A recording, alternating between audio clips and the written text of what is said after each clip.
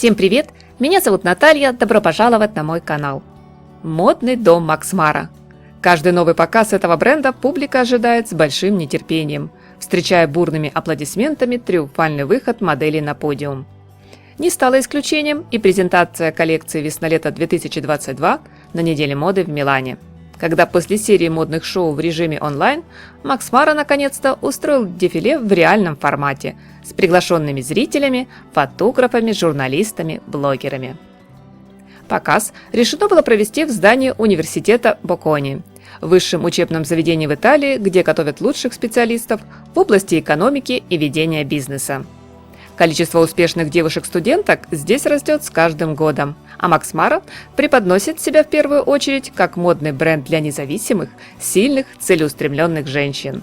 Впрочем, в предстоящем теплом сезоне художественный руководитель и креативный директор компании Ян Гриффитс не спешит вносить в модные образы градус официоза и какой-то четкий дресс-код. Коллекция получилась расслабленной, очень комфортной, умело балансирующей где-то на едва уловимой грани между рабочей, уличной и пляжной модой. За вдохновением дизайнер обращается к творчеству Франсуазы Куаре, более известной в литературном мире как Франсуаза Саган. Французская писательница, драматург отличалась не только ярким талантом, но и своей необычной судьбой. В подростковом возрасте она была дважды отчислена из школы, а в 17 провалила выпускные экзамены. Так что лето будущей знаменитости пришлось провести дома за учебой, а не на отдыхе с семьей. Лишившись долгих летних ленивых месяцев в доме на пляже, она подошла к вопросу философски и перенеслась с помощью воображения туда, куда ее не пустили в реальности.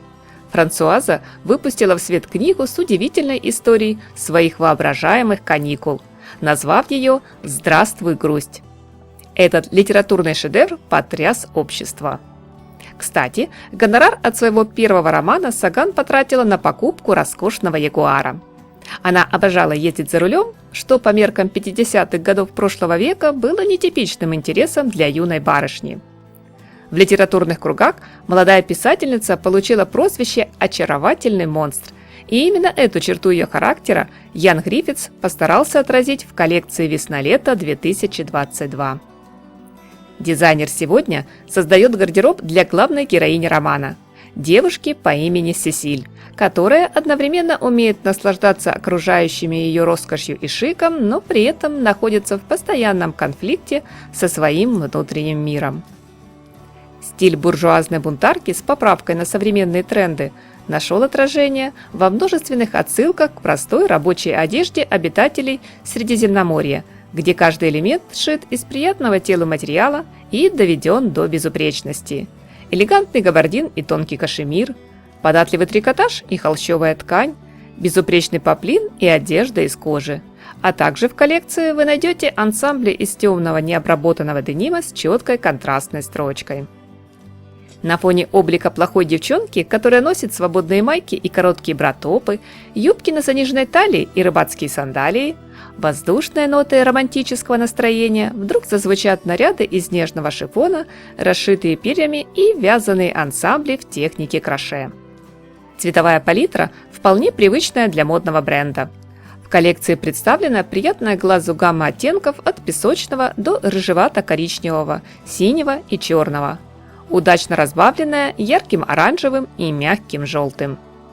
Атрибуты ностальгической летней идиллии – лежаки, зонтики от солнца и экраны для защиты от ветра – стали источником вдохновения для комплектов из ткани в цветную полоску, которые прекрасно дополнили монохромные образы. Сегодня главная героиня Макс Мара стоит на пороге перемен, решая, как же ей выглядеть в этом новом мире. Но она точно знает, как сочетать комфорт, практичность и красоту. Смотрим, удивляемся, обсуждаем. Мне всегда интересно узнать ваше мнение, мои дорогие зрители.